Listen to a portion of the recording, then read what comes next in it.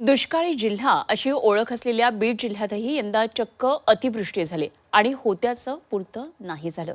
त्यामुळे बीडमधून पुण्यामध्ये आणि इतर ठिकाणी शिक्षणासाठी गेलेल्या शेतकऱ्यांच्या मुलांवर आता मोठं आर्थिक संकट कोसळलंय।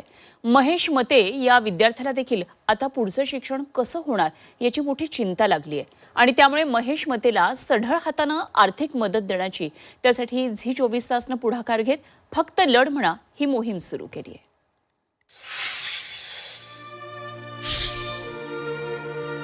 माहिती तंत्रज्ञान क्षेत्रामध्ये करिअर करायचं हे स्वप्न उराशी बाळगून बीडचा हा महेश मते पुण्याला आला।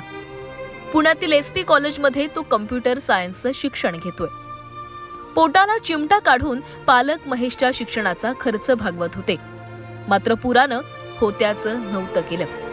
हातातोंडाला आलेलं सोयाबीन आणि कपाशीचं पीक पुरामध्ये वाहून गेलं। बीडमधील लोणी शहाजनपूरमध्ये असलेली त्यांची शेती पुरामध्ये वाहून गेली आहे।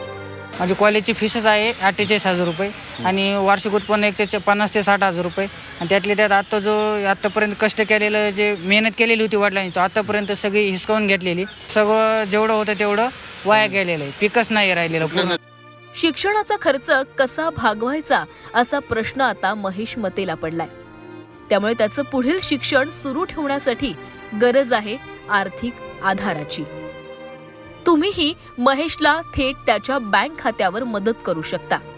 महेश रामभाऊ मते, बँक खाते क्रमांक 60543703,871, IFSC code MAHB 00000158, bank of Maharashtra शाखा पुणे पर्वती 158, जीपे नंबर 8275848900। जगाचा पोशिंदा आणि त्याचं कुटुंब सध्या संकटामध्ये सापडलंय, त्यामुळे तुमच्या मदतीनं बळीराजाचं कुटुंब पुन्हा उभं राहू शकणार आहे।